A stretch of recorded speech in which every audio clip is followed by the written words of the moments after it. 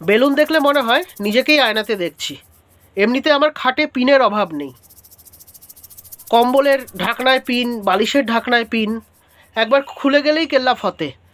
আর আপনারা তো জানেনই যে আমি সারাক্ষণ খাটেই থাকি আর সারা বছরই কম্বল ব্যবহার করি। বেলুন চড়ে মানুষ ওড়ে, আমারও ইচ্ছে হয় কেউ আমাকে বেলুনে নিয়ে যাবে, একটা অ্যাডভেঞ্চার হবে।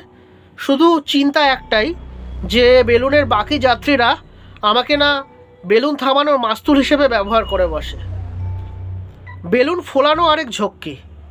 কারো জন্মদিনে গেলাম, লোকজন বলল যে তোমার অন্য কোনো কাজ নেই, তুমি বসে বসে বেলুন ফোলাও। আর আমার তো শ্বাসকষ্ট। এমনিতে আমার শরীরে হাওয়ার অভাব নেই, কিন্তু সেই হাওয়াগুলো নাক বা মুখ দিয়ে বেরোয় না, অন্য জায়গা দিয়ে বেরোয়। আমি বেলুন ফোলাতে পারি, কিন্তু সেই বেলুন যখন সবার সামনে ফাটানো হবে তখন পরিবেশ দূষণ ঘটে যেতে পারে।